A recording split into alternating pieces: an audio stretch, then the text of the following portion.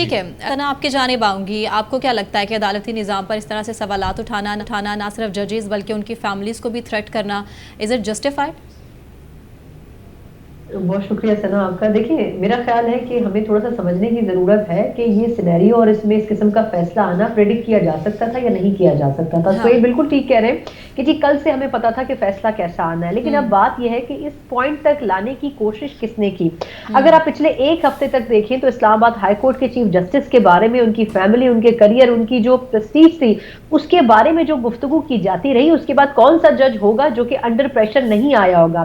फिर आप ये देखें कि सुप्रीम कोर्ट क्या कह रही है। बिल्कुल दुरुस्त कहा था chief justice Islamabad high court ने कि जी हम तो सैंडविच बन चुके हैं, ना हम इधर के रहे ना हम उधर के रहे। एक तरफ ट्रायल कोर्ट जो है वो रगड़ता है, दूसरी तरफ आपका जो सुप्रीम कोर्ट है वो इंटरवीन करता है। टेक्निकली अगर एक केस इस्लामाबाद हाई कोर्ट में सुना जा रहा था तो उसमें सुप्रीम कोर्ट की तरफ से ऐसा स्टेटमेंट आने की कोई तौजी थी कि जी हमें पता है कि ट्रायल कोर्ट के फैसले में मसला है, लेकिन हम अभी इंतजार करेंगे और हम देखेंगे कि इस्लामाबाद हाई कोर्ट कैसे इसको टेकअप करता है या इसके ऊपर क्या कार्रवाई करता है। आप ये भी तो कह सकते थे कि जी ये फला हाई कोर्ट का ज़ेरे समाअत है, इसके ऊपर हम कोई कमेंट नहीं करना चाहते, लेकिन आपने उनको एक लाइन दे दी, आपने उनको ये बता दिया कि इसमें एरर है। उसके बाद अब आप गौर गौस कीजिए कि जी इस फैसले को दोबारा रिवर्स होना चाहिए या नहीं होना चाहिए।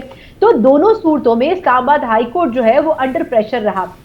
दूसरी तरफ अगर मैं पीटीआई की बात करूं तो पीटीआई ने थ्रू आउट इस पूरे सिनेरियो में ये कोशिश की कि इस्लामाबाद हाई कोर्ट के चीफ जस्टिस को कंट्रोवर्शियल बनाया जाए। अब आप मुझे ये बताएं कि ऐसे सिनेरियो में जब वो ये बात कर रहे हैं कि तमाम केसेस इस्लामाबाद हाई कोर्ट के या तो लाहौर हाई कोर्ट में शिफ्ट किए जाए या पेशावर हाई कोर्ट में शिफ्ट किए जाए, एक तरफ आप ये मुतालबा भी कर रहे हैं, दूसरी तरफ आपके हक में फैसला भी आ रहा है, तो अब क्या उस फैसले को आप जस्टिफाइड करार देंगे? ऐसे चीफ जस्टिस को आप जस्टिफाइड करार देंगे जिसको आप खुद, जिसके ऊपर आप उंगली भी उठा रहे हैं और उसके बाद उस डिसीजन के ऊपर आप तालियां भी बजा रहे हैं? तो मेरा ख्याल में ये एक डुअल स्टैंडर्ड था जो कि पीटीआई की तरफ से गया।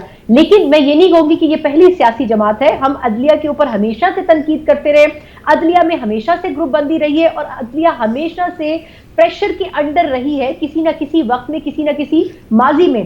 पहले नून लीग के दौर में रही होगी, उससे पहले मार्शल लॉ के दौर में रही होगी और इस मर्तबा पीटीआई के थ्रू रही या खुद सीनियर कोर्ट्स के थ्रू रही। मगर बात यह है कि आप कम से कम अदलिया को इंडिपेंडेंटली काम करने दें।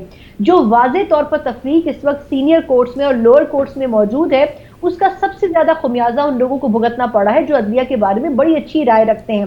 इससे ज्यादा बेहतर वक्त नहीं होगा अदलिया को जज करने का कि यहाँ पे ग्रुप बंदी कितनी बड़ी है और ये कितने पार्शलाइज किस्म के इंस्टीट्यूशंस हैं जिनके पास आप अपने केसेस और अपने मसाइल लेके जाते हैं कि उस पर कानूनी और आईनी रहनुमाई ली जाए। एक और इंपॉर्टेंट चीज जिसके ऊपर मैं जरूर आखिर में एक छोटा सा हवाला देना चाहूंगी कि जरूर सना, लेकिन ये भी बता दीजिएगा कि सोशल मीडिया पर जिस तरह से टारगेट किया जाता है, जिस तरह से ट्रोलिंग की जाती है, उसके बाद आपको क्या लगता है कि इसकी रोकथाम के लिए करना क्या चाहिए?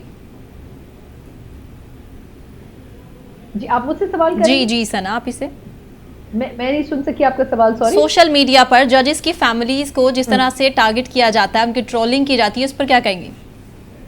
देखिए, मेरा अपना जाती ख्याल ये है कि जब इससे पहले भी माजी में ऑडियो कॉल्स आई थी कुछ जजेस की, कुछ वहां के स्टाफ की, तो अगर उस मौके पर उसको सही से इंटेरोगेट किया जाने दिया होता और जो जजेस मुलव्विस उसमें अगर तो वाकई थे उनके खिलाफ कार्रवाई होती, तो कम से कम जो जजेस सही पोजीशन के ऊपर हैं, एथिकली बेहतर पोजीशन के ऊपर हैं, वो इस चीज के ऊपर कॉल आउट कर सकते थे कि हमारे साथ ज्यादती हो रही है, हमारी किरदार कुशी हो रही है। लेकिन हमारे यहाँ कोई ऐसा सिस्टम मौजूद नहीं है जिसमें सही और गलत की पहचान हो, ब्लैक एंड व्हाइट की तफरीक हो। तो इसलिए मुझे लगता है कि जब भी हम कभी किसी की ट्रोलिंग करते हैं, चाहे वो किसी भी प्लेटफॉर्म पे हो, तो उसकी कोई सुनवाई नहीं होती, उसका कोई चेक एंड बैलेंस नहीं होता। मेरे ख्याल में अगर ये किया जाए तो कम से कम इससे जरूर उन चीजों को हम स्नब कर सकते हैं। ठीक हो गया।